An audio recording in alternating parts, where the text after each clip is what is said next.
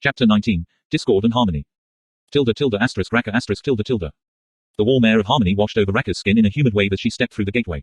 The smell of the new world came to her next, and she breathed deep the sharp, rich scent that brought to mind fields of mint and clover after a spring rain. The gateway led to the top of a large but gentle hill, which was covered by a dense mat of dark green, small-leaved plants. Some of the ponies sniffed at the plant life uncertainly before continuing on, following the tracks left across the ground by the heavy trucks. The sky was a rich cobalt blue, perfectly clear above them but with a dense field of white clouds off to the east, close to a nearby mountain range. Unfortunately, Raka couldn't get a very good look at the surroundings, not with the security team busy arranging the trucks in a large circle around the crown of the hill. Instead of looking around, Raka knelt down to get a closer look at the plants underfoot. Rather than individual plants, she realized that she was looking at a mass of interwoven tendrils, crisscrossing across the earth in a broad net and occasionally putting down roots. Tiny round leaves sprouted along the length of the plants, thick and shiny. Pulling on a pair of disposable gloves, she plucked one of the leaves to get a closer look and was immediately hit by a stronger blast of that same minty scent from before.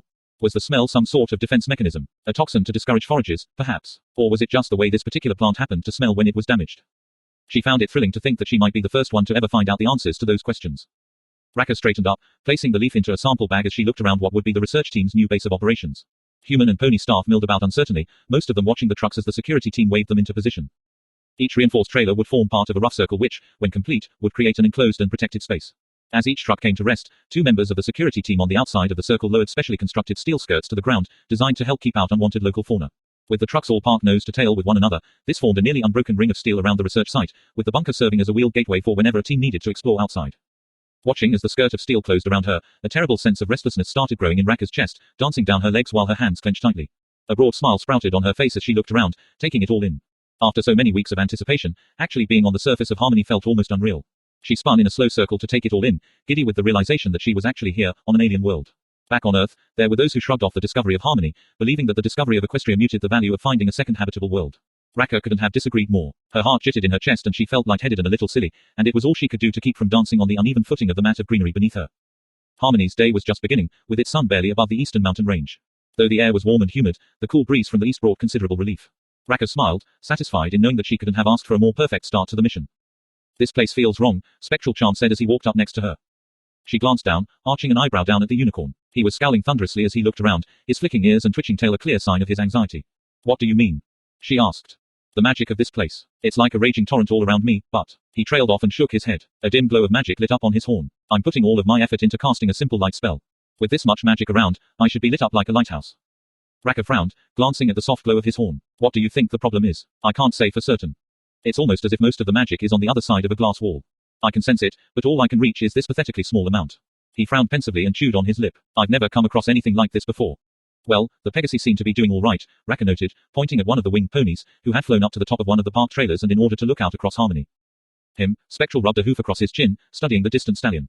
That may be an avenue for investigation. For Pegasus and Earth ponies, gathering magical energy tends to be much more instinctual than it is with unicorns. If I want to cast a spell, I have to consciously collect the energy for it. Do you think the magic here is dangerous?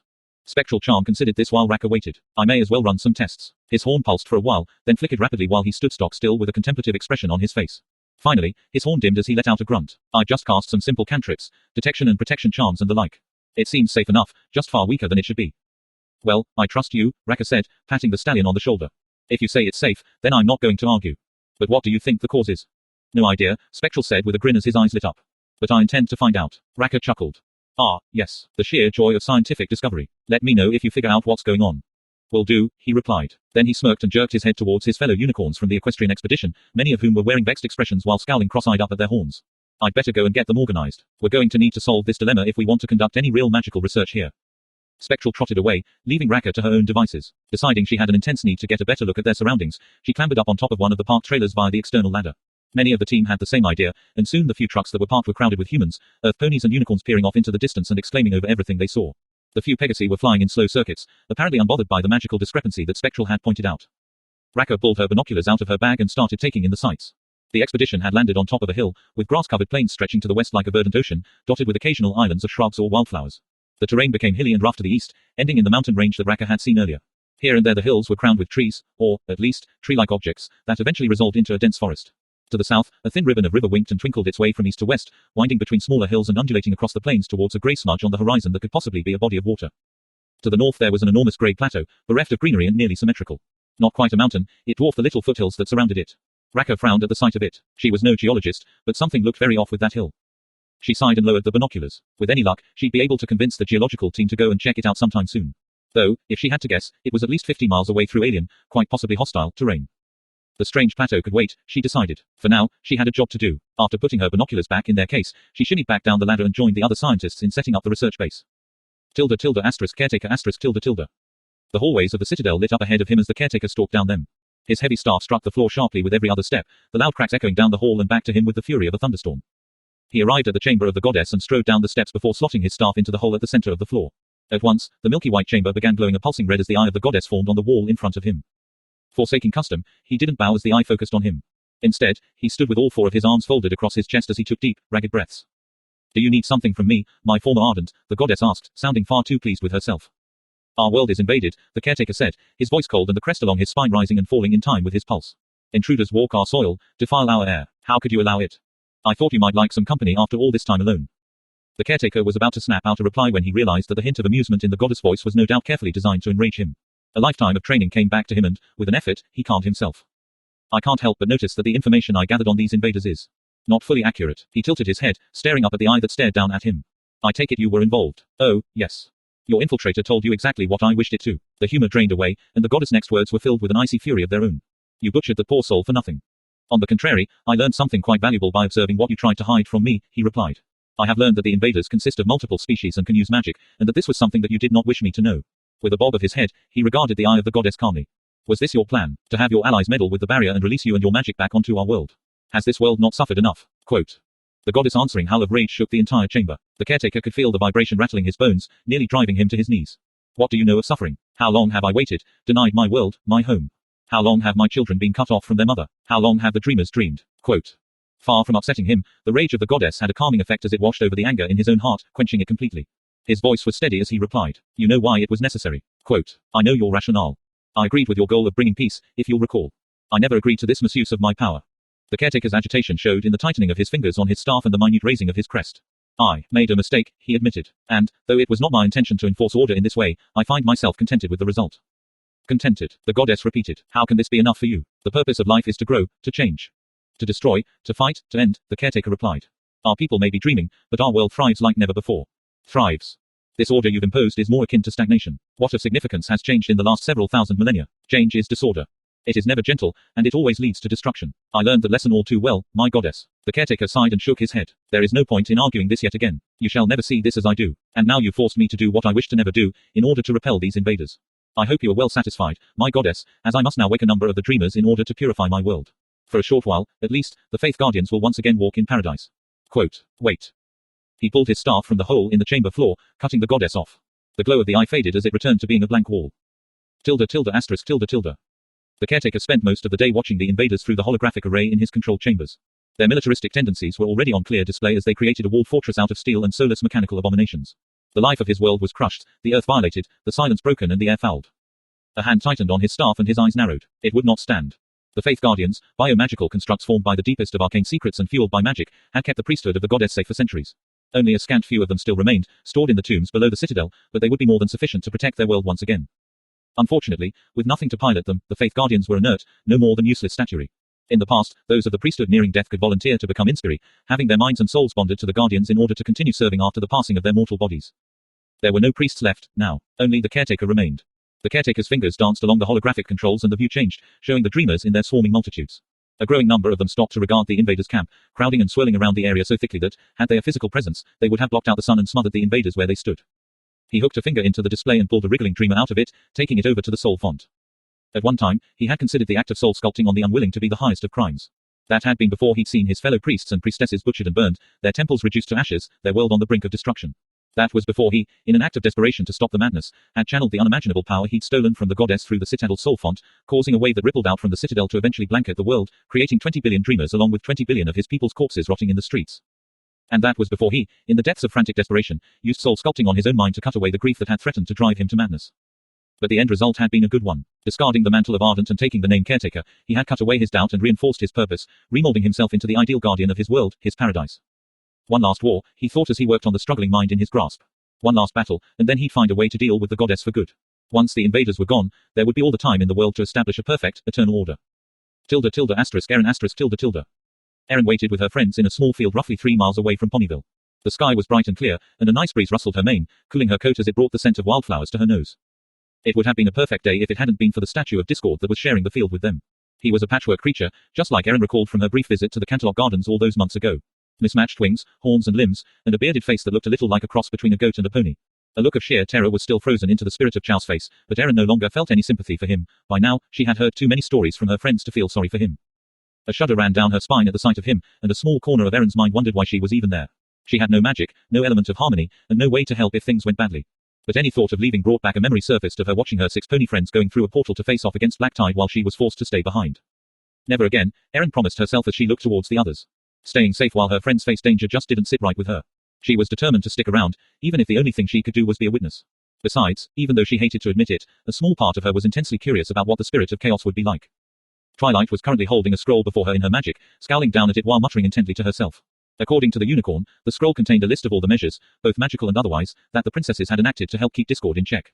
Eventually, she gave a sharp nod and rolled up the scroll before sliding it back into her saddlebags. Are we all set? Twilight asked, sharp and stern. As we'll ever be, Rainbow Dash replied, her voice grim. Her hooves were planted firmly in the grass as she glared a challenge at the frozen form of Discord. Want me to go let Mare know we're about to get started? If you wouldn't mind, Twilight replied. Right. Rainbow leapt into the air. Don't start without me, she called as she shot off towards town. Erin looked around at the remaining 5 ponies and the single dragon who waited behind. Even though she'd never personally encountered a non-petrified Discord, it was hard not to feel tense with the way the others were acting. Applejack was sitting and looking towards Sweet Apple Acres, her back stiff and her jaw clenched. When spoken to, she would smile and reply normally enough, but eventually her gaze would drift back towards her home, whatever she was saying trailing off into silence. Fluttershy was lying in the grass with her legs folded underneath her. She had her eyes closed and her breathing was deep and steady, and only the flicking of her ears indicated that she hadn't dozed off. Rarity was lying next to Fluttershy without so much as a single complaint about the grass stains that would inevitably mar her white coat. She wasn't saying anything, simply pressing up against Fluttershy's side, letting her know that she was there with her and would protect her even from Discord himself. Spike and Pinky were playing yet another game of checkers, and once again Spike was winning. Judging by the way Pinky kept losing focus and staring off at nothing, it was likely that her head wasn't in the game. Twilight seemed to be dealing with the stress in her own way, by becoming crisply and rigidly efficient. Every movement was economical, every sentence was short and clipped, and her face wore no expression other than momentary scowls of concentration. How are you doing? Erin asked her as she moved up beside her. I'm fine, Twilight replied, her face set and her ears jutting forward as she watched the sky for Rainbow's return. Erin hesitated, considering different options for what she could say and discarding them all one after the other. Saying that everything would be okay was trite and cliché, and also had a high probability of being wrong. Saying that she believed in her might just make Twilight feel even more pressured. Discussing something minor like the weather would most likely be a distraction, and Twilight didn't look like she was in the mood to be distracted at the moment.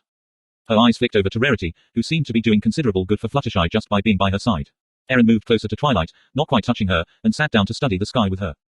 They sat like that for almost a minute before Twilight spoke, her voice pitched low and tight. What if everything goes horribly wrong? What if I can't keep him under control and he ends up destroying everything? Erin chewed on her lower lip for a few seconds before answering. Well, it's not down to just you. Your friends are with you, remember? Twilight frowned as she considered that. After a few seconds, she gave a sharp nod, losing some of the rigidity of her posture as she answered. Yeah, you're right. We beat him the first time, and that was with no preparation. This time we're ready for him, and we have the elements with us from the start. I just wish there was something I could do to help, Erin replied, her head drooping. I think you're helping plenty just by being here. Twilight smiled and leaned over to bump her shoulder into Erin's. Thank you. Of course, Erin replied with an answering smile of her own. Over the last few months, her friends had occasionally told her some of the stories of Discord's first return. What they hadn't said had shown in pinched faces and haunted eyes. From what Erin could piece together, the fight against Discord had been a horrible, mind-warping contest of wills and magic, and her friends had come out the other side with their friendship scarred but stronger than ever. It was something that Erin had no part of, a bond she didn't share. And, as she had listened to Twilight relating Celestia's plan and saw her friends' reactions, she had felt more like an outsider than she had during her first days in Ponyville. Twilight's smile and slightly relaxed posture made her glad she'd come. Whatever Discord was going to do, Erin resolved that she was going to do her best to support her friends and see them through it, magic or no. So, how's it going with your magic studies? Twilight asked out of the blue, as if reading her mind. I was away in Canterlot so long, and we haven't had much of a chance to get caught up. Any progress? Erin grimaced. As far as a change of subjects went, this particular topic left a little to be desired. Not so much, no, Erin replied sourly. I can't even get my horn to spark. I get a headache from just trying. Rainbow Dash has been taking me flying every few days in an assist harness, and I'm getting better at atmospheric alteration and cloud walking, but I still can't get my wings to work when I want them to. Twilight's worried look was quickly masked by a smile. Well, I'm sure you'll get it eventually. What about Earth Pony magic? Erin shrugged. I can't really say. I've been getting stronger and faster, but I'm not sure if that's because of all the exercise I'm getting working at Sweet Apple Acres or because of Earth Pony magic. Well, I'm more than happy to work with you on your magic, Twilight said. She grimaced and added, well, once things settle down, that is. Yeah. Thanks, Twilight, Erin replied, shifting on her hooves. She tried everything exactly as the book said she should. Between the frustration and the headaches she got when trying to use magic, it almost didn't seem worth trying. Even Rarity's little sister could make her horn blow somewhat reliably, and Eren couldn't even make hers spark. Twilight's ears perked up. Oh, I have an idea. She shot a grin over at Eren. Do you remember my old professor? Moonlight Glimmer. Eren thought for a moment. Ah, I think so. White unicorn, eclipsed moon for a cutie mark. Yes. She's an expert in magical biology. If you want, I can write to her and ask if she can spare the time to work with you. Oh, she fidgeted with her forehoofs for a moment. I don't want to inconvenience any pony. Are you kidding?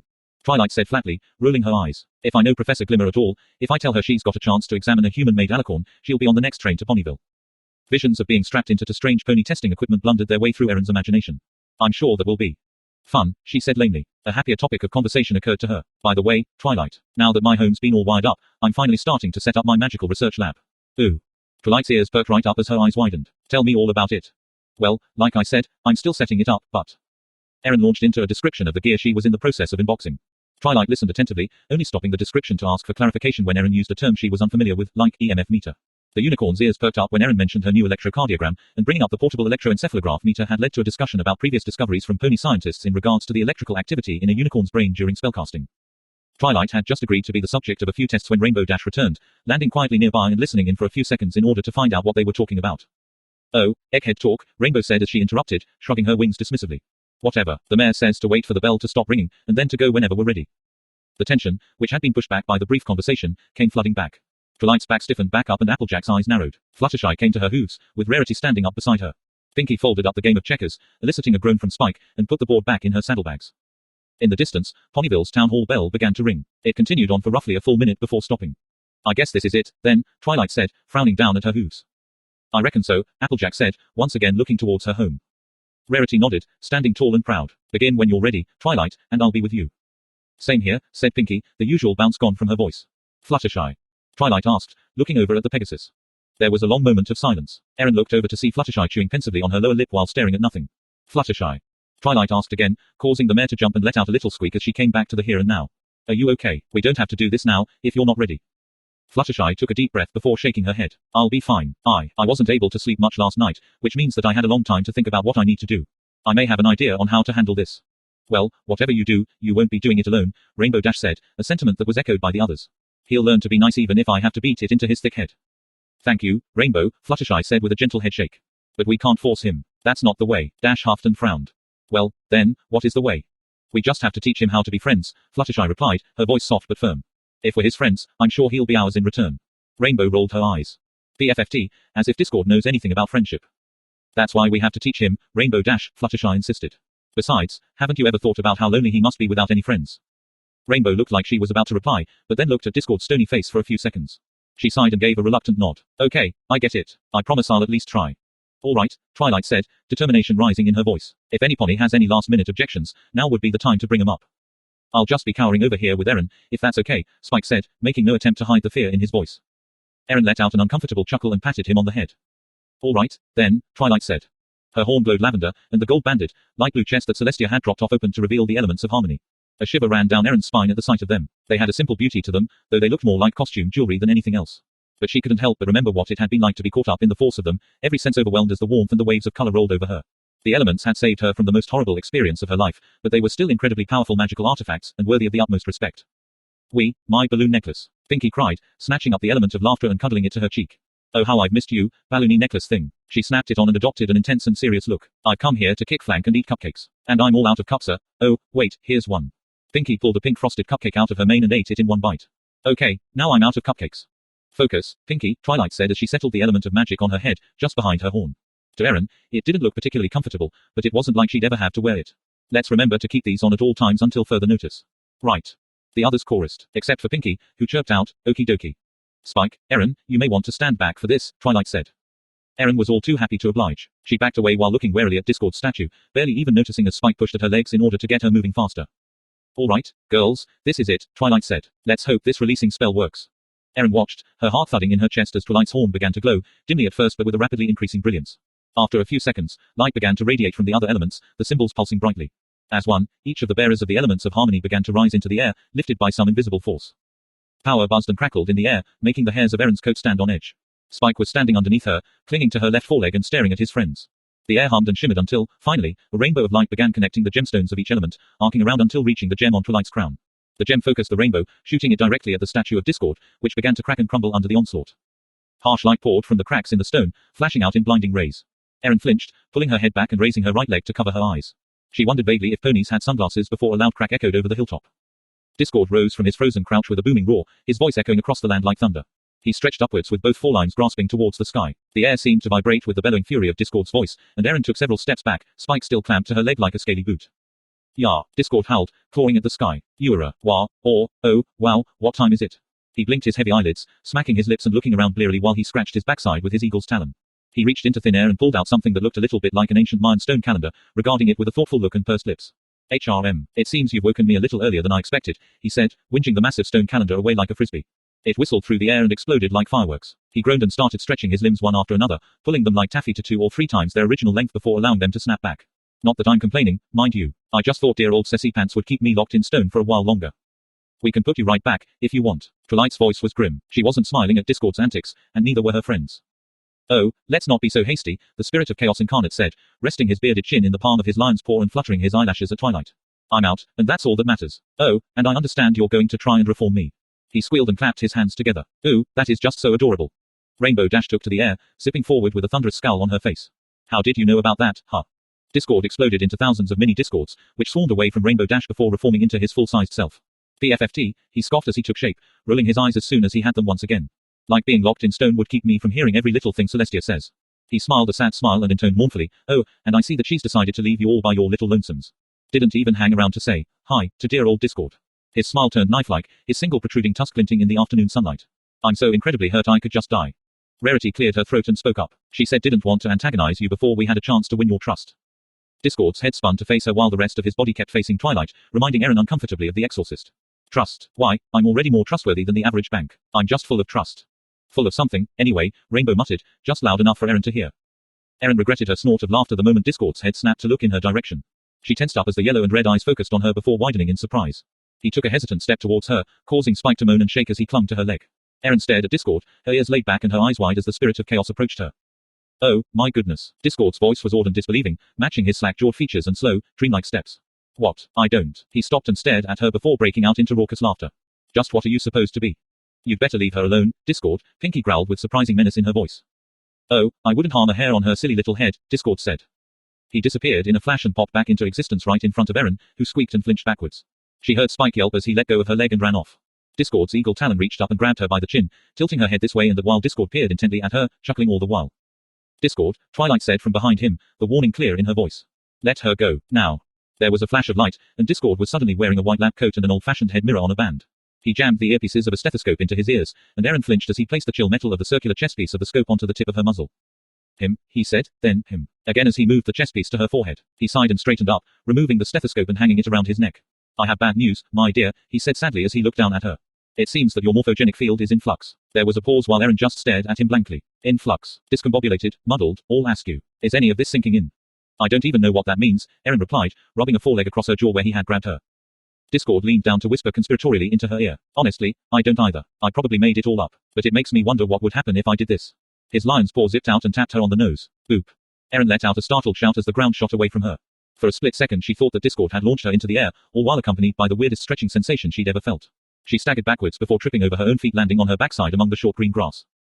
The world seemed to tilt and sway underneath her as she looked down at herself, her brain completely locked in confusion, unable to piece together what she was seeing. For a long moment, everything just looked alien and wrong. Then it clicked. She was human again. Somehow Discord had changed her back, skipping the 2 weeks of ascent therapy that it took to change her from one shape to another. And, short on the heels of that realization came another, Discord hadn't bothered to give her any clothes. A lifetime of modesty reflexes kicked in, and Erin huddled up with an affronted squawk, covering as much of herself as she could with her arms. The grass was tickling her bare legs, and the sun was beating down on her unprotected skin. Her first confused thought was to wonder if ponies ever bothered with sunscreen. What the hell? Erin held up a hand in front of her face, unable to quite grasp what had happened. "How? What did you do? What the foo? TSK." Discord shook a talon at her. "Language. You'll corrupt the pony folk, Erin." Twilight shouted from behind Discord. "Are you all right? I'm not hurt." Erin yelled back. She considered that for a moment, staring down at herself and feeling oddly disconnected from her own body. "He turned me back into a human." Discord stepped aside with a flourish. "Ta-da, see, she's completely unharmed, and a lot less fuzzy." Her friends gaped incredulously at her, even little Spike, who had now latched onto one of Twilight's forelegs. "You turn her back." Pinky shouted. "Sunflower is supposed to be a pony. How did you even know what she used to look like?" Twilight demanded. "I didn't, of course," Discord replied, buffing his claws against his furry chest. She did. Or, rather, her fledgling magical field did. I just helped her remember, is all. Well, you can just change her right back, or it's back to being a lawn ornament. Rainbow shouted. Discord laughed. Oh, you ponies really crack me up, did you know that? He asked as he shattered into thousands of pieces and fell to the ground in a heap.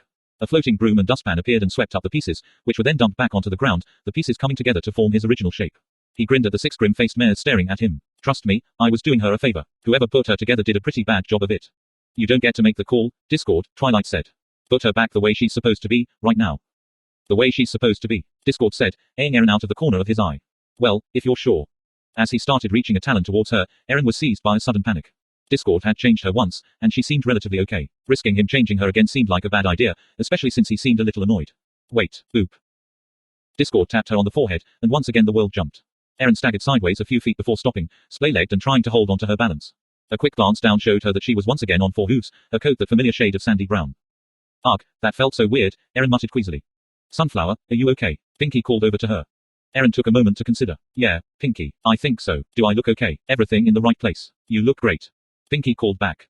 What, you expected me to do a substandard job? Discord pressed his lion's paw to his chest. Oh, I am wounded.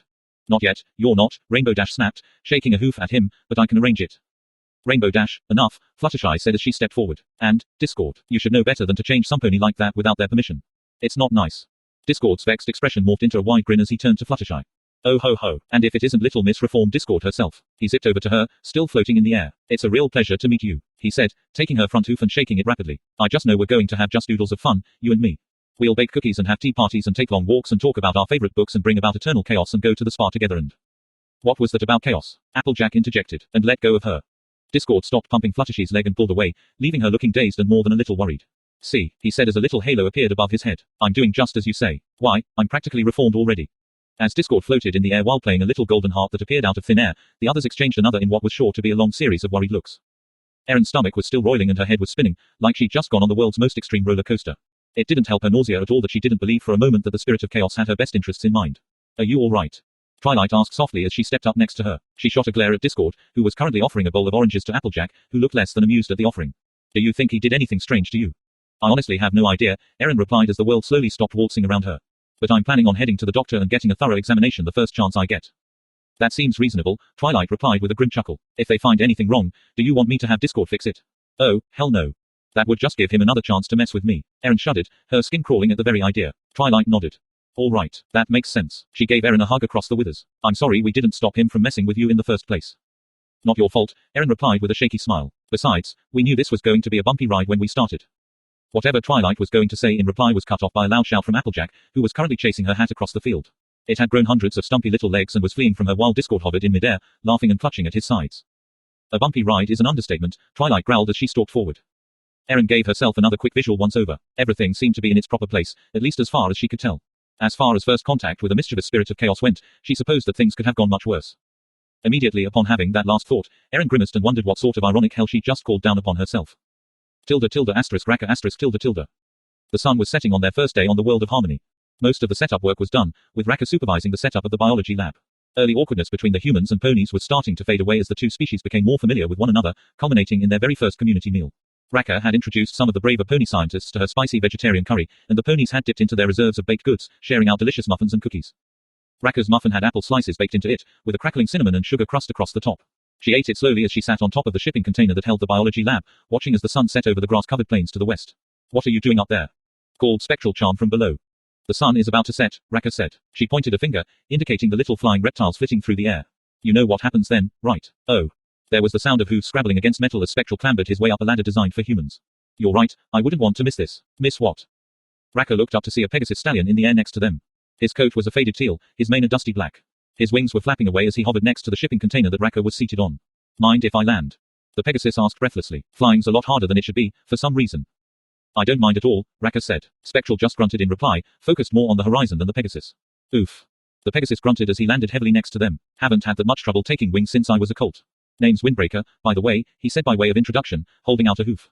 Please don't joke about it. Raka managed not to laugh when she realized what the Pegasus meant. Instead, she gave the hoof a couple of shakes. Nice to meet you, Windbreaker. My name is Raka. Spectral Charm, her unicorn friend said. He frowned, glancing sidelong at Windbreaker. Why would we joke about your name? The Pegasus arched an eyebrow at him. Seriously, when Spectral just stared back at him blankly, he let out a low chuckle. Well, don't expect me to tell you. Anyway, what's about to happen? Does it involve those flying lizards? Yup, Raka said. She brought her knees up and hugged them to her chest. Didn't you have a chance to watch the video we recovered from our exploratory drones? Some of it, but I was more interested in going over the weather data, Windbreaker said with a shrug. So, what's going to happen? Just watch, Raka replied with a smug grin. It won't be much longer. The few flying reptiles, looking like tiny dragons as they flashed and whirled in the dying sunlight, were soon joined by others. They rose from the grasses and from amongst the trees, forming huge, rainbow-colored clouds that undulated through the sky. Next to her, Windbreaker swore softly to himself, eyes wide at the sight of them all. As the sun set, so did the little dragons. They settled back into the grass and in the trees, bending the branches down with the weight of them all. Only the research station was clear of the little beasts, which gave the humans, ponies, and their machines a wide berth. As the sun finally slipped below the horizon, the singing began. First in fits and starts, then finally in a full-voiced chorus that swept in from the east. It was a sound that, to Raka, contained an incredible longing, as if the tiny dragons were wishing that the sun would stay up longer. But there was an undercurrent of joy, even as the last of the sunlight vanished and the largest of Harmony's 3 moons began to appear in the sky. All activity in the camp came to an abrupt halt as human and pony alike stopped to listen. Raka snuck a glance, curious what their reaction would be. For the most part, every human and pony was standing stock still, the looks on their faces ranging from awe to fascination to outright fear. A few scrambled up the ladders in order to get a better look at the tiny dragons as they sang. As for the song, it was a presence in and of itself, rippling through the air and causing the container truck to vibrate underneath her. Raka found that she was holding her breath, unwilling to let even the small sound of her breath obscure the singing, even for a single moment. Minutes flew by as the night air of Harmony resonated with the joyful, melancholy chorus before, finally, silence began to fall. It swept in once again from the east as the last of the light died out. In the aftermath of the song, the quiet seemed delicate, almost sacred. After a few minutes, the sound of insects started up once again, dispelling the last of the magical feeling that had lingered in Raka's heart. Wow, Windbreaker said after a moment. That was sure. Wow. You said it, Raka said quietly. The 3 of them sat for a few more minutes in companionable silence. Oh. Spectral Charm said suddenly. Windbreaker as in, breaking wind. I just got it. The Pegasus put a hoof to his forehead and groaned. Raka chuckled and punched the unicorn in the shoulder. Chapter 20. A little bit of chaos. Fluttershy ***. Apart from a few stumbles, for lack of a better word, everything seemed to be going much better than Fluttershy had expected. Discord seemed to be inclined to mostly behave himself, at least after he'd been scolded for what he'd done to poor Erin. You're quite certain you want him to stay with you, darling? Rarity asked from beside her. The question caused her heart to skitter in her chest like a frightened mouse. Fluttershy concentrated on trying to keep her breathing steady and her steps certain as she composed herself to answer. Before answering, Fluttershy glanced over her shoulder. The rest of her friends, with Discord in tow, were coming along behind her. Though, she hadn't needed to look to know they were there. She could practically hear Twilight's teeth grinding even over the noise of the tuba that Discord had conjured up. He was hovering over the unicorn's head as she walked along, playing an out-of-tune, oompa noise in time with her steps. Applejack and Rainbow Dash were walking behind Twilight, with Applejack scowling the scowl of the deeply affronted, most likely because of the time she'd spent chasing her hat around the field after Discord had snapped his talons and gave it legs. Dash was walking for a change, glaring at Discord with her ears pinned back as if daring him to try something, anything, so that she would have an excuse to clobber him. Fluttershy almost wished he would try something. If only he'd give them an excuse to hit him with the elements again, she wouldn't have to go through with this. Spike, Erin and Pinky were coming up at the rear of the little group, with Erin staring at Discord with a stony expression on her face that Fluttershy couldn't quite read. She hoped that the former human wasn't too frightened by Discord's antics. After all, she knew firsthand how unsettling it was having the spirit of chaos radically alter your body. He has to stay somewhere, she replied eventually, her voice low enough so that only Rarity could hear. I really think I'm the best choice. It was a relatively easy thing to say, but Fluttershy's mouth dried up as her cottage came into sight. Even at this distance, she could see many of her animal friends scampering or winging away from the cottage, their instincts most likely warning them about an incoming storm of chaos. She couldn't blame them, even if she longed for a few of them to stay behind. After all, they were getting out of the area to find someplace safe. In many ways, she reflected, her animal friends were much wiser than she was. Her heart, already thumping alarmingly, increased in speed. It felt like she had a live hummingbird trapped in her chest, slamming into her ribs as it tried to escape. Every step she took was one step closer to committing her to having a wild and unpredictable creature of immense power staying in her home, one who was willing to do who knew what simply to stave off boredom. Not that he always seemed to understand how what he was doing was wrong. Discord alternated between almost childlike naivete with an ancient and world-weary cunning, resulting in him flipping between artificial and honest surprise when his tricks weren't well received. There was more than a little bit of a feral streak in him, in spite of his occasional pretense at being urbane and cultured. It was as if some pony had given a willful and energetic ferret godlike power. Fluttershy almost tripped over her own hooves at the thought. That must have been why Princess Celestia had asked that she be the one to take the lead on Discord's reformation. After all, she might have no idea how to deal with the spirit of chaos, but a misbehaving animal. That was much easier to wrap her head around. Discord was far more intelligent than the animals Fluttershy usually worked with, and that would definitely make him more dangerous, but that also gave her additional options that she didn't have with the rest of her furry friends. Fluttershy gained a calm sense of purpose. Her feathers stopped their intermittent ruffling and her heartbeat slowed almost back to normal. Not that her fear was gone, of course. What she was planning was very risky, and had a good chance of failing.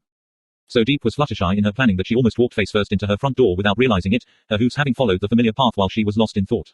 She blinked at the door, staring at it as it settled on her that this was it, her last chance to back out, to say no, to push the problem of Discord onto somebody else. Onto one of her friends. She turned, flashing a bright and fragile smile towards Discord, who was still hovering over Twilight like a mischievous thundercloud. Well, this is it. This is my home. Would you like to come inside? Discord's answering grin was so full of mischief that it should have been arrested on the spot. Ooh, I would be simply delighted, thank you.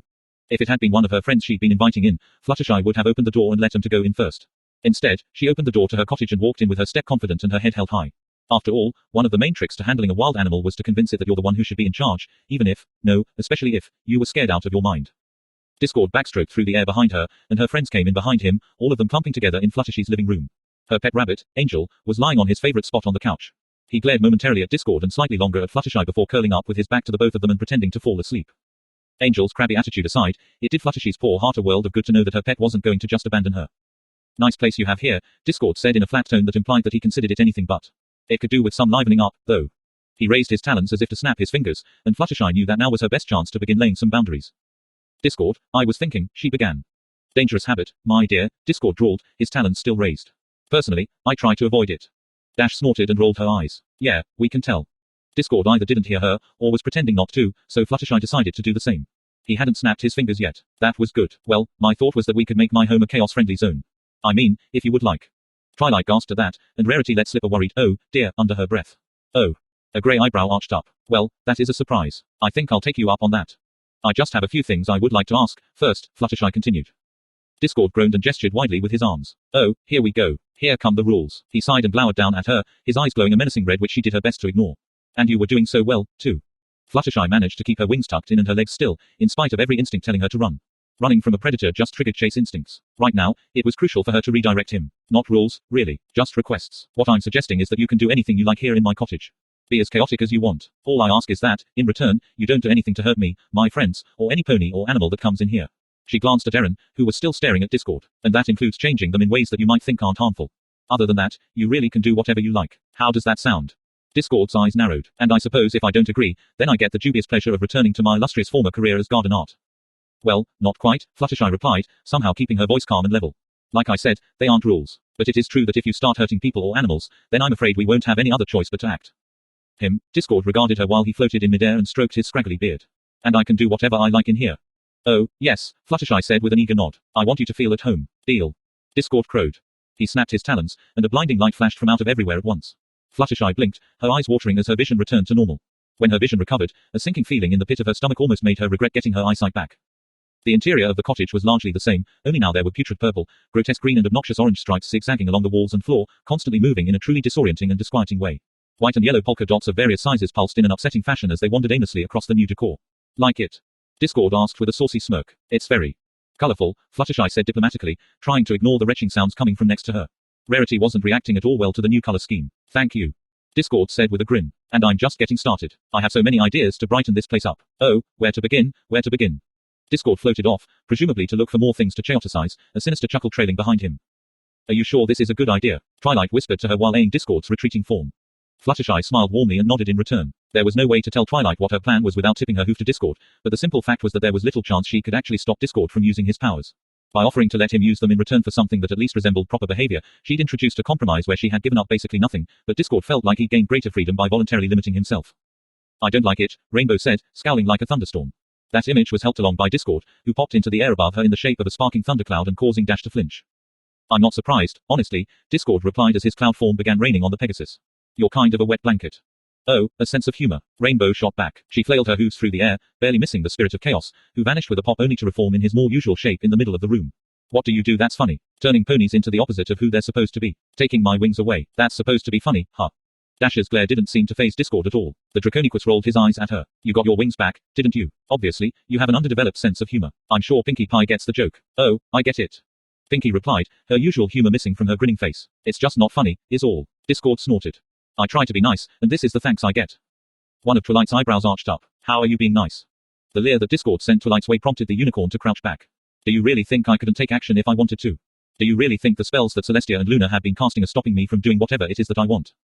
Fluttershy watched as Twilight slowly straightened up, her ears coming back up as a thoughtful frown crossed her face. I don't know, honestly. Why don't you test it and find out? The challenge in Twilight's voice was clear, spoiled only a little bit by the trembling in her forelegs. Discord stared back at her, no emotion showing on his face. The air between the two positively baked with tension, and Fluttershy wanted nothing more than to hide behind the couch. Discord blew a raspberry and shrugged. Well, sure, I could, but I don't want to right now. Sure, right, Twilight said, contempt heavy in her voice. Some all-powerful spirit of chaos. Right, girls? Rainbow Dash chuckled at that, and Pinky's grin turned more natural. Spike groaned from his place in the doorway, burying his face in his hands. Aaron, Applejack and Rarity were all looking at Twilight as if she were crazy, a sentiment that Fluttershy shared. You don't test a bear's temper by poking it with a stick. Ah, Twilight? Applejack asked from her place by the doorway. You sure that's such a good idea? Trust me, AJ, Twilight replied. I'm sure Discord is greatly exaggerating his abilities. Discord's eyes narrowed as his grin became sharper. The zigzagging lines of putrid color adorning Fluttershy's walls came to a screeching halt.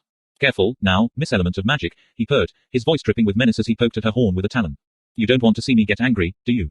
Twilight shook her head and shot him an impish grin. No, but I want to see you try, really try to break the wards and enchantments that the princesses put around Ponyville. Discord stopped looking amused. And if I do break free, what then? Then we use the summoning ritual to bring you back, Twilight shot back up at him. The way she was acting was enough for Fluttershy to consider having some very stern words with her. Maybe, at a later time. For now, she had to stop this before Twilight got Discord any more riled up. Twilight. Oh, I'd like to see you try, silly little filly.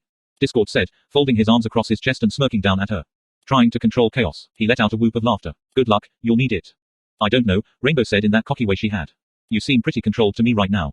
Dash grinned at Discord's scowling face. Next to her, Applejack turned a wide-eyed stare at her colorful friend and loudly whispered, why would you do that? Oh, yeah. Discord said. He laced his lion's paw and eagle's talon together in a way that shouldn't have been possible and stretched them out before him, making the knuckles crack. You want to see some chaos, do you? You bet I do. Dash retorted. Ask and you shall, Discord began. Fluttershy finally found her voice. No, she shouted, stomping a hoof. Every pony stopped to stare at her, wide-eyed at the outburst, but she'd had enough. This is my home. Discord, you agreed not to hurt my friends. Discord rounded on her, betrayed and furious. But he began, but Fluttershy had already turned away from him. And you girls. How dare you? Fluttershy walked up until she was almost muzzle to muzzle with Twilight, who flinched away with her ears pinned back. Discord is a guest in my home. I don't expect you to be best friends with him right away, but I do expect you to at least be polite. Twilight grimaced and looked away, shamefaced and ears drooping. Sorry, Fluttershy, she whispered. I have a reason. Yes, I know. Fluttershy said. She took a deep breath and then slowly let it out. Animals wouldn't calm down in a hectic environment, and her friends were adding far too much energy to the situation. She needed to bring that energy down if she were going to make any progress.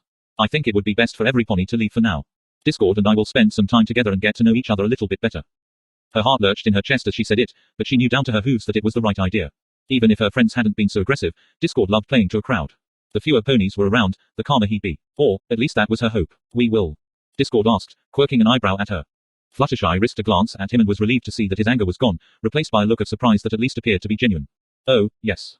Fluttershy said, smiling her warmest smile at him. I've never had a conversation with anyone quite like you before. I'm sure it will be fascinating. Discord's look of surprise increased for a moment before it was replaced by that confident smirk he usually had on his muzzle. You sure you want us to leave you alone with him? Erin asked, directing a flat stare at Discord, her legs planted and her ears jutting forward aggressively. The emotion on her face, the one that Fluttershy hadn't been able to recognize before, was obvious now. The former human was nursing a deep, simmering rage. She, more than any pony, had to leave, before Discord did or said anything to set her off. Yes, I'm sure. She smiled at her friends, trying to project an image of a mare who was confident and in control. She wasn't sure how well she pulled it off, since it wasn't a look she wore often. I'll be fine, I just know it.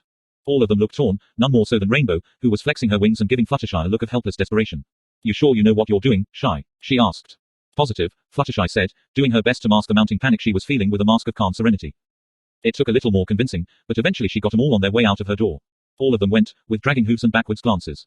Rainbow was the last out the door. She turned and hugged Fluttershy, taking the time to whisper in her ear. You really gonna be okay? I'm sure of it, Fluttershy whispered back, leaning into the hug. Just keep your tablet with you. I'll send a message if anything goes wrong. You got it, Rainbow replied, her hug tightening for a moment. Her coat was rough and her mane smelled like lilac shampoo and rainwater, two things she'd always associated with her oldest friend. The scent steadied her, a reminder that Rainbow would always come for her if she were in trouble, no matter what obstacles were in the way. Rainbow broke the hug and sent a glare Discord's way. Just remember, we've got our eyes on you. I've got my eyes on me too, Discord replied. Hundreds of eyes opened up all over his body, blinking and leering at Rainbow Dash, who suddenly looked like she was going to be ill. Fluttershy didn't blame her. Discord's new look was fascinatingly grotesque. The eyeballs vanished as Dash backed quickly out of the doorway. Discord moved to stand in the doorway, waving and calling out, bye, now. Bye. He slammed the door. Good riddance, he grumbled. Seriously, I hardly did anything at all, and still they get mad at me. Fluttershy, now alone in her house with the spirit of chaos, regarded him curiously. Do you know why? She asked eventually.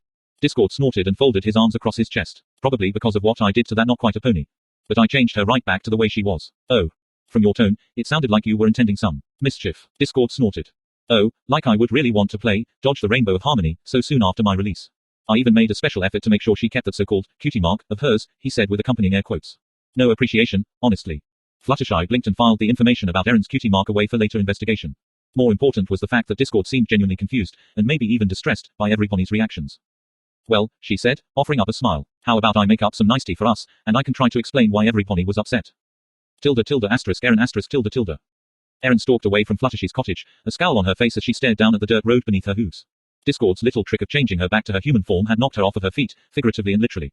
At first, she'd been too shocked to feel much of anything. Once that wore off, she'd felt unnerved, and then afraid. For a terrifying few minutes, that fear had almost overwhelmed her. She'd watched Discord receiving a scolding from Twilight Sparkle and wondered why her friend wasn't running away, screaming in terror. And then, somehow, something changed. The fear reached its highest point, and then collapsed into a hot, tight ball of anger. After that, one thought kept surfacing every time she glanced at the spirit of chaos. How dare he? Are you okay, Erin? She glanced to her left to see Twilight trotting alongside her, only to look away from the sympathy she saw on her friend's face. She didn't want compassion right now. She only wanted to hit something. Yeah, Erin replied shortly. Going to the hospital to make sure everything is where it's supposed to be. She blinked and shook her head. Wait. No, going home, first. I have scans there that were taken of my body right after I came out of Ascent. She scowled as she marched down the dirt road towards Ponyville. I have to see what he changed. Pinkie Pie came up on her right side, offering up an optimistic smile. If he did change anything, we can just have Ascent fix it, right? Not really comforting, Pinkie, Erin snapped. She walked along for several seconds before she realized that she was walking alone. Her ear flicked as she heard Twilight speaking softly, and she looked back to see Pinkie staring after her with a stricken look on her face. She's just upset, Twilight was saying to Pinkie. She's had a pretty bad shock today. Yeah, but she didn't have to yell at Pinkie, Rainbow said from above the two of them, directing a dirty look Erin's way. Hot anger crested inside her, scalding words forming on her tongue before she clenched her jaw, blocking them in. Part of her wanted to scream at her friends, wanted to make them understand how she felt. They do understand, you idiot, she thought savagely, disgusted at herself. According to the stories she'd heard, her own encounter with Discord was the equivalent of a stubbed toe on a battlefield. Guilt and shame rose up and swamped her anger, her ears drooping as her head hung low. Sorry, Pinkie, I didn't mean it. That brought a little smile back to Pinkie's face. I know that, silly. It's just. I hate feeling helpless like that, Erin said as she started walking again, though less quickly than before. I mean, I know I've changed shape before, but it was always by choice. I decided to become a pony, and I decided to become a human again. And I understood how it worked, in general, and the risks involved. For something to just come along, snap its fingers and remake me like that. She shuddered. Welcome to the club, Rainbow Dash said, landing next to her and bopping her across the back of the head with a wing. Erin gave a wry smile at that. Still, I think it's a great idea to get checked out, Twilight said. Did you want me to come with you? Me, too. Pinkie chimed in. Erin's first instinct was to turn him down, not wanting to be a bother. She hesitated as she realized that she'd never been to an equestrian hospital before. That, and her fear had only been temporarily eclipsed by her anger. It was still there, a low-lying dread that filled her bones. Suddenly she realized that she very much didn't want to be alone. Yeah, thanks, I'd really appreciate that. Twilight nodded, turning to address the others in a businesslike fashion. Dash, Rarity, Applejack, would you mind staying in the vicinity of Fluttershy's cottage? If anything happens and the tablets don't work, you can help out while Dash comes and gets me. We'll have Discord back in stone before he can blink. Rainbow Dash saluted. You got it. What about me? Spike asked. Twilight considered that for a moment, tapping her chin with a forehoof. Well, the princess did ask me to send her a report on anything interesting. Could you send her a letter, updating her on the day's events? Sure thing, Spike replied, already pulling a scroll out of the little satchel he had with him. What about after that? Would you mind staying here? If anything happens, you can send a note to the princesses right away. You got it. The little dragon said with an adorable salute. Good idea, though I'm not certain what we'll do while waiting, Rarity said. Maybe we can go insult Discord some more, Applejack said, giving Twilight a narrow look. Seriously, what the hey was up with that, Sugarcube? I was worried you lost your mind or something. Oh. Twilight's eyes flicked around, her cheeks darkening as she blushed. Well, I just thought it would be a good idea to test and see if Discord could actually break free of the wards. You know, while we were all there. Applejack didn't look too impressed by that reply. Aha. I mean, we were all together, Twilight explained, sounding confident even as she shrank back in on herself. We could have just used the elements. Right, AJ replied with a nod. Except that we were in the middle of Fluttershy's cottage when you invited Discord to do his worst. Y'all think about what might have happened to her home if you set him off right then. There was a long moment of uncomfortable silence, broken when Rainbow Dash muttered, awkward, in a sing-song voice from somewhere up above them. Twilight grimaced and shot the Pegasus a mildly dirty look. I didn't think of that, came her sheepish reply. I didn't recon, you did, Applejack replied. Next time you wanna try and stick a burr up under the tail of the spirit of chaos, maybe give us a heads up before you get started. Right, Twilight said, her head hanging. Not one of my better plans, sorry. Applejack shrugged. Shucks, sugar, it turned out all right, I guess. Anyway, you go on and get Erin to the hospital. We'll stay here and keep an eye on things. We can pass the time by getting used to these here tablet doohickeys. She pulled her Apple-themed tablet out of her saddlebags. I recon, if we're gonna use M to send messages in case of trouble, we may as well learn how to use M right. Excellent idea. Rarity's horn glowed. Her tablet, now encrusted with a truly ridiculous number of gemstones, rose out of her saddlebags like a high-tech disco ball. Go on, dears, I'm sure we'll be just fine here. The two groups exchanged goodbye hugs, with Erin reminding the four staying behind to keep an eye on the battery indicator for their tablets. Then the three of them made their way back into town, Pinkie foregoing her usual bouncing step in exchange for a more subdued walk. It was only a few minutes later that they reached Erin's cottage, now one of the most unique buildings in Ponyville. The cream-colored walls with the green trim were normal enough, but the glassy, dark blue tiles on the roof looked out of place, almost alien when compared to the other homes in the area. That's because it is, Erin reminded herself with a snort. She let herself in through the unlocked front door. Using keys as a pony was an annoyance that she just didn't feel worthwhile, if she could avoid it. The metallic taste was awful, and it was really frustrating getting the key in the hole when she couldn't see past her muzzle. Come on in, she said as she led her friends inside. Wow, Twilight said, looking around as she walked in. You really changed this place a lot since I was here last. Erin glanced around at her living room. It still felt weird to have her own place, but it was feeling more like home every day. A dark red rug covered part of the hardwood floors, with her sofa and chairs on one end and the entertainment center on the other. She had a large screen TV, slightly smaller than the one she'd given to Twilight, along with a media center containing a couple hundred movies and thousands of songs. A few family photos were scattered around, mostly her brothers with their families, and a couple with just her parents in it. That's right, you haven't been here for a while. Twilight nodded, looking at a picture of one of Erin's brothers and his family. Yeah, last time I was here, you still had boxes stacked all over. She glanced along the walls, which were covered with mostly empty bookshelves. You need more books. That's on the list, Erin said with a grin. I have hundreds of books on my tablet, but I want to make sure I have lots of space once I start to load up on equestrian books. I approve of that, Twilight said, shooting her a grin in return. Erin smiled back as she made her way to one of the bookshelves. One large cardboard box was wedged into the bottom of it. She pulled it out and flipped the lid off, sorting through the folders within and looking for her medical files. This is a really nice sofa, Pinky exclaimed. She was stretched out on her back with her hind legs up on the armrest. Yeah, I slept on that for a while before I got to bed, Erin said, looking back over her shoulder. I can tell, Pinky said. Her hoof shot up into the air, holding aloft a sandy brown feather. I think you need to get a vacuum cleaner. Ah, that's also on the list, Erin said, flushing. One of the downsides to having wings was finding discarded plumage everywhere, from little fluffs of down to broken vanes to full feathers, though luckily her regular preening regimen kept that to a minimum. What's this? Twilight asked, her horn glowing as she pulled out one of the few books that Erin had brought with her from Earth. Phoebe and Her Unicorn, The Complete Collection, Volume 1. Erin glanced over with a snicker. Pinky rolled off of the couch, the soft rug muffling her hoofsteps as she walked up behind Twilight to look curiously over her shoulder. That's one of my favorite comics from when I was a kid, Erin said. That, and my dad's old Calvin and Hobbes collections. This so-called unicorn is far too skinny, Twilight groused, frowning at the cover. I'll say. Pinky exclaimed, right in Twilight's ear. Twilight, obviously not aware that Pinky was there, let out a startled "whoa" as her magic blinked out, dropping the book onto the floor. She whirled in place, staring at her friend while holding a hoof up to the front of her chest. Pinky. What have I told you about startling me like that? Twilight demanded. Pinky tilted her head and blinked a few times. Not to do it, that's right. Twilight said, then added, Erin, it's not funny. I can't help it. Erin replied, chuckling. The look on your face. Twilight, Pinky said, I'm bright pink and not usually all that subtle. Is it really my fault if you don't notice me? She's got you there, Erin said. And here are my records. She pulled the thick folder out of the box with her teeth. The unicorn growled something as she picked the book back up in her magic and slotted it back into the shelf. Ooh, Sunflower, can I borrow that book? Pinky asked. Erin finished wedging the folder into her saddlebag. Sure, why not? Yes. Pinky cried, pulling the book out and dropping it into her own set of bags. Erin put the lid back on the box and stood up. The little bit of laughter had her feeling much better. All right, she said. Let's get to that hospital. Tilde tilde asterisk tilde tilde. The metal table was cold under Erin's hindquarters, even with the insulating layer of disposable paper and the dubious comfort of the hospital gown she'd been asked to wear. The table was too high, her back legs dangling off into empty air as she idly kicked her hooves, bored out of her mind. The exams were over, at least. Erin had insisted on waiting for whatever results she could get, though she was told that the blood work wouldn't be done until the next day. As strange as it had been to get the once over as a pony, and in spite of hospital policy, she had insisted on Pinky and Twilight being allowed to stay if they wanted. Her friends, wanting to be supportive, had stayed for most of it. Pinky had stepped outside when her blood was drawn, looking a little queasy. Both of them had left when the exam got to one very uncomfortable stage, much to Erin's relief. She hadn't been sure what pony norms were in regards to that particular exam, but it seemed like it wasn't any kind of social event. She shifted on the table, crinkling the paper under her rump and causing the hospital gown to ride up a little bit. She absent-mindedly adjusted it back down with a hoof. The gown confused her, seeing as she'd come in naked in the first place. Why in the world did ponies even bother with them? She briefly considered asking Twilight or Pinky, but couldn't quite figure out a way to ask that wouldn't lead to a probable faux pas. So, what were all those exams? She asked instead. I mean, I get the stuff like the blood pressure and heart rate check, but what about that first spell he cast? Tormic Trace, Twilight said from her chair, looking up from the 3-month-old magazine she'd been listlessly flipping through. Honestly, I should have thought of doing that myself. It's a pretty simple spell. What does it do? Erin asked, kicking her back legs idly as she sat on the table. Gives the caster a basic impression of how well the magic is flowing through your body, and if it's going through the correct places, Twilight said, putting the magazine down.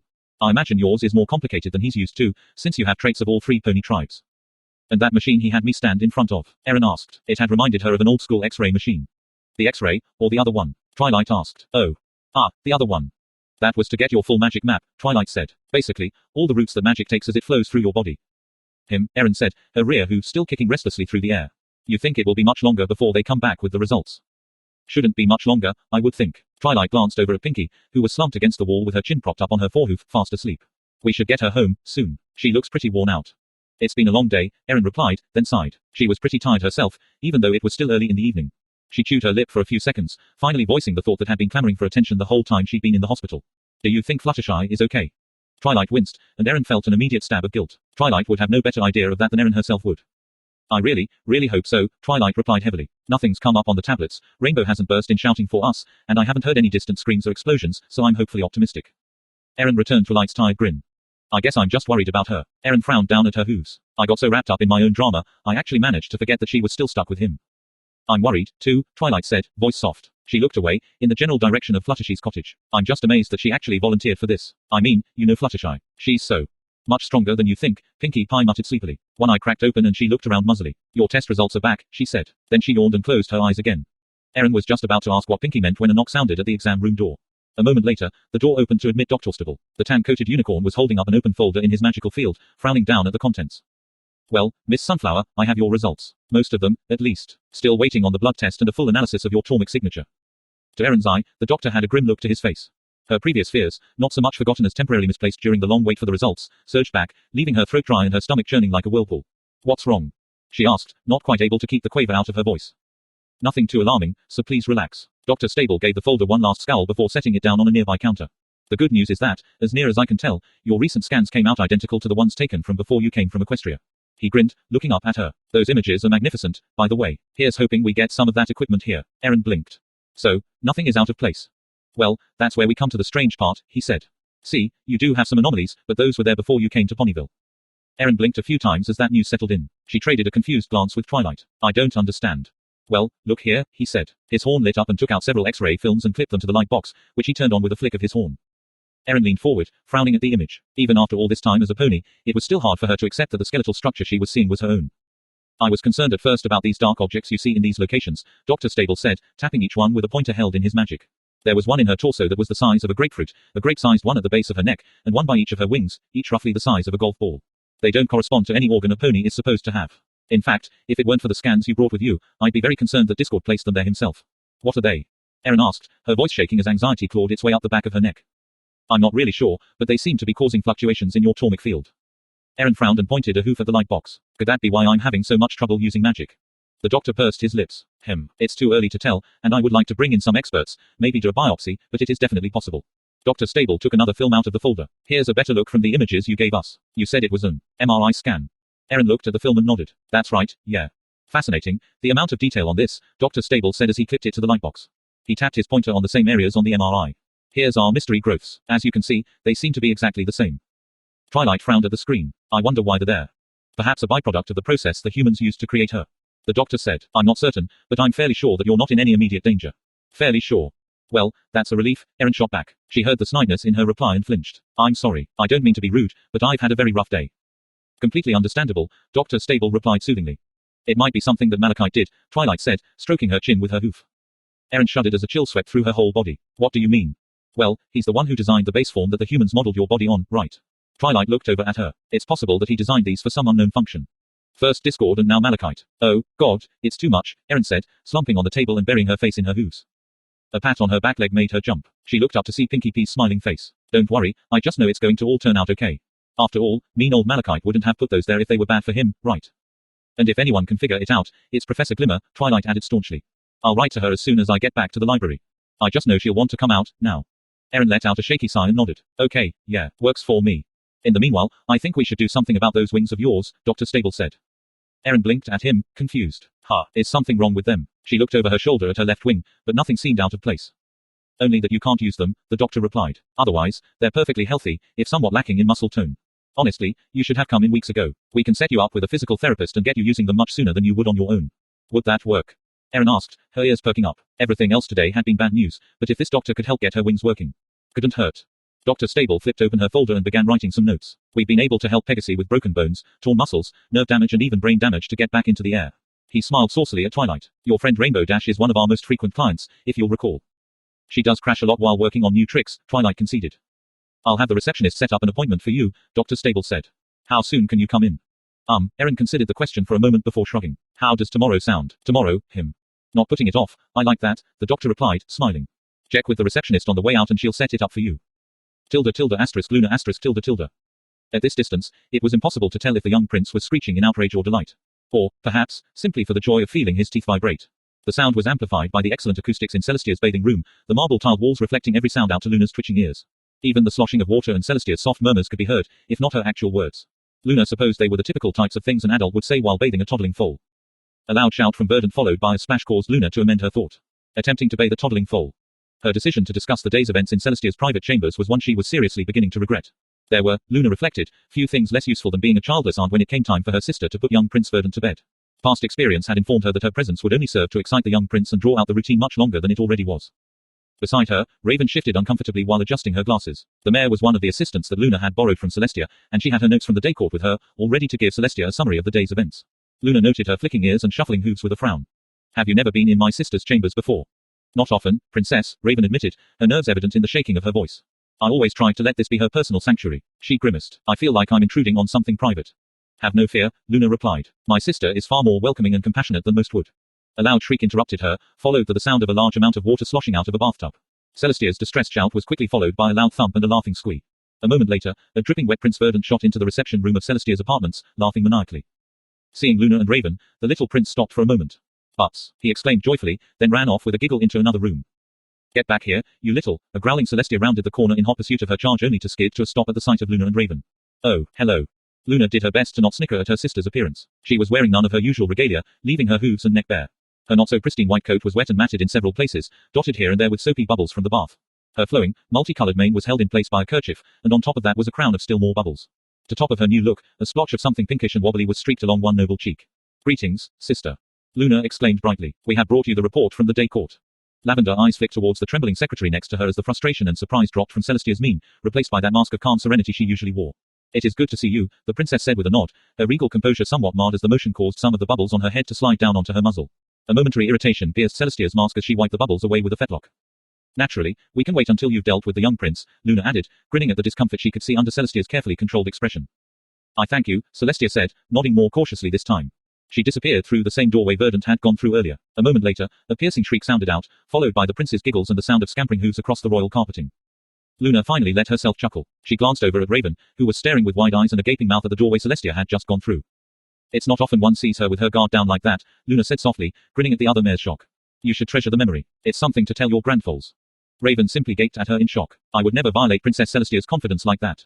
Luna sighed, some of her good humor leaving her. The pedestal that the ponies placed her sister upon was understandable, she supposed. Still, there was some satisfaction in kicking the base of that pillar from time to time, just to see what would shake loose. They together in awkward silence for a few minutes, while the sound of Verdant's babbling began to slowly die down. She's changed quite a bit, you know, Luna said, keeping her voice idle. Raven's face screwed up momentarily, but she finally took the bait. Oh, how so? She wasn't quite so concerned with appearances, back when we were younger, Luna said. Nor was she quite so good at hiding her emotions behind that mask of calm serenity. I scarce recognized her upon my return to Canterlot, to be honest. Really? Luna chuckled at the confused look on the secretary's face. Oh, my, yes. I suppose, to you, she's the eternal Celestia, as constant as the sun. To me, she's just my older sister, silly Sally. She leaned down to whisper into Raven's ear. She would belch at the dinner table, hog all the blankets and would blame me for stealing the last cookie from the jar. Raven drew her head back, one foreleg coming up as her eyes widened. Really, she repeated, in a much more disbelieving tone. Yes, Luna said with a joyful laugh. But now, she trailed off, staring at the room Celestia had disappeared into. She's changed so much without me. Aren't you about the same age, though? Raven asked, then gasped, bringing her hoof up to her muzzle.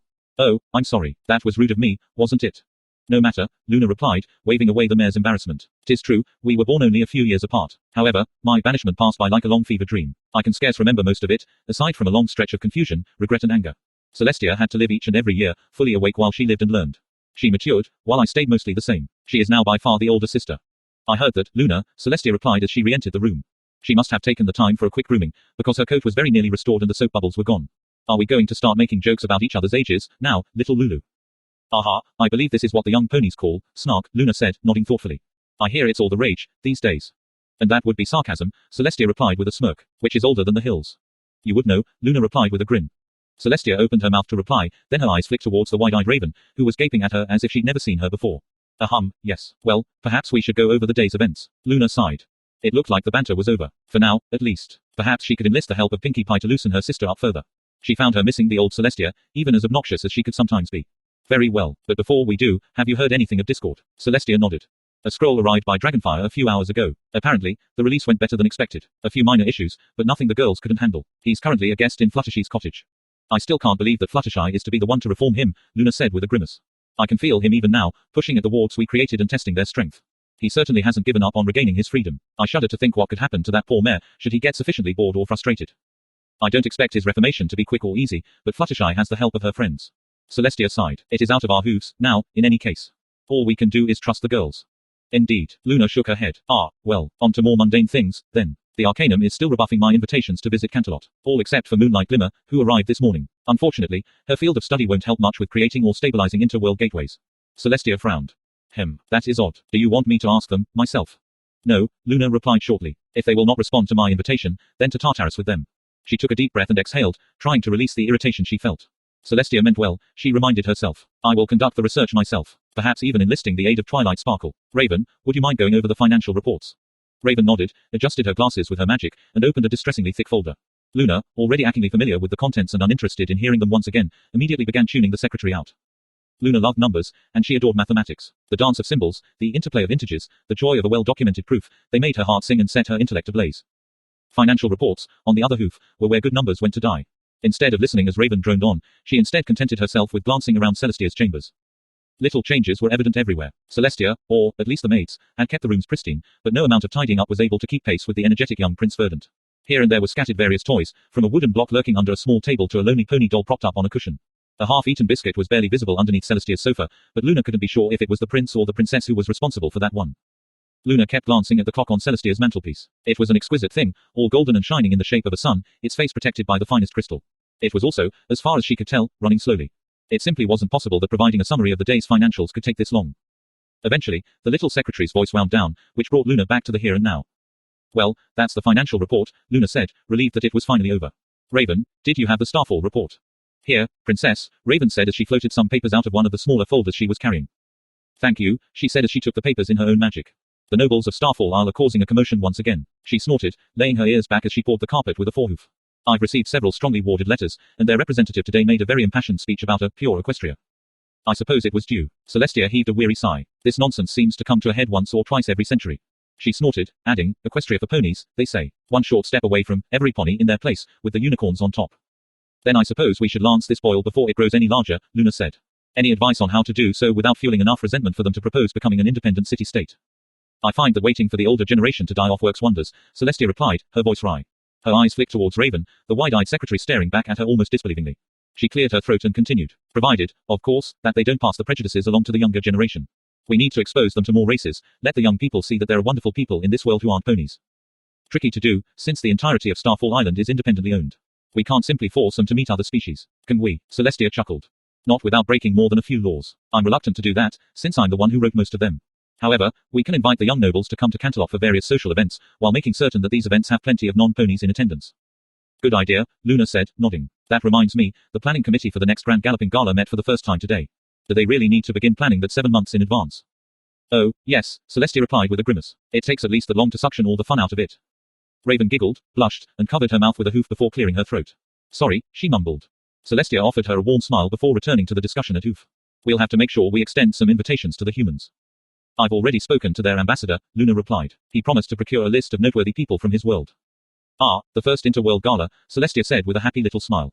With any luck, this will make for the second interesting gala in a row. Which reminds me, we need to make sure to invite all of the element bearers this time. Last time, I tried giving just a pair of tickets to Twilight. It didn't work out so well. Luna blinked, frowning. Why would you only give her 2 tickets when she has 5 friends? She considered for a moment. Oh, yes, and Spike. Honestly. I was hoping she would figure out that she was supposed to bring a date. Luna stared at her sister for a moment before bursting into a full-blown belly laugh. Seriously, you expected Twilight Sparkle to invite a suitor to the Grand Galloping Gala? Even I know better, and I didn't all but raise her. My hopes were, admittedly, a touch too high, Celestia replied, a wry tinge to her voice. Still, hope blooms eternal. It wasn't all that long ago that she found no value in friendship. Perhaps, one day, she'll see the value of romance. In any case, what is the next order of business? Well, training of the new Dream Guard is proceeding apace. I should be able to begin deployments soon, with further training to follow in the Dream Realms themselves. I shall keep 1 or 2 behind at the castle to begin basic training with the newest candidates, while I teach the more advanced workings of dream magic to the others. Let's see, what else? The rest of the evening passed quickly, with Luna and Raven bringing Celestia up to speed on the events of the day. The elder princess was, naturally enough, already well in tune with the local political and economic landscape, and was a veritable font of insight and suggestions. For the most part, Luna was grateful to have her sister's advice. Still, she was alarmed to find a small and disturbingly familiar ember of resentment burning in her breast. As a princess in her own right, there was a non-incidental part of her psyche that was convinced she could do just as well on her own, that relying on Celestia was a weakness. An old voice from her past echoed in her mind. With my help, you can show them all what it means to be the princess of the night. She shuddered, blotting the memory out as best she could. Luna. Celestia's expression held nothing but concern. Luna let out a breath and smiled. "'Tis nothing. Shall we continue?" Her sister held her gaze for a moment before she nodded. "Yes, let's do," she said with a smile. Tilde tilde asterisk Erin asterisk tilde tilde. The sun was setting as Erin finally returned home. After the doctor's office, she had tried to treat Pinky and Twilight to dinner as a way of thanking them for their support. They turned down the offer, instead grabbing something quick from the hospital cafe before heading back to Fluttershy's cottage to make sure she was okay. Removing her saddlebags, she immediately went into her lab and fired up the large-screen portable computer she had in there. Like her tablet, it was a touch screen. Unlike her tablet, it was roughly 2 feet wide and much more powerful. A few taps was all it took to fire up the probe control program that she'd been given by the Wi-Fi technicians. The probes, self-sufficient quadcopters that had been loaded with sensors in order to explore Equestria before first contact, had been repurposed as mobile Wi-Fi repeaters in order to reach Erin's more remote friends. Twilight and Pinky might have wanted to check up on Fluttershy, but Erin had her own ways to keep an eye on things. After a few minutes of navigation, she managed to pull up the probe that was stationed near Fluttershy's cottage. It had been repurposed to act as a mobile repeater to allow the town's Wi-Fi to reach all the way out there, but it still had much of its old functionality. Piloting the thing was easier than she'd been afraid it would be, with simple, tappable controls on the screen allowing her to direct it. The probe's own software took care of the minute details, such as keeping it level and adjusting for the wind. One thing caught her eye almost immediately. A small wisp of cloud hovered maybe 50 feet from the cottage, low and strangely immobile. Erin raised the probe and zoomed in the camera, frowning at the image on the screen. At first, she wasn't sure what to make of the blue lump on top of the cloud, but then a flick of rainbow-colored tail filled her in. She chuckled, glad that she wasn't the only one keeping an eye on Fluttershy's cottage. For the first hour or so, Erin stared diligently at the screen, waiting for something to happen. 3 hours later, well after the sun set and she'd switched to night vision, she could barely keep her eyes open. Her jaw cracked with a yawn and she shook her head, trying to will herself awake. She could sleep in the morning, when her friends were up to keep an eye on things. For now, Fluttershy needed her. She got up, stretched, and trotted in place for a few seconds, trying to get her blood pumping.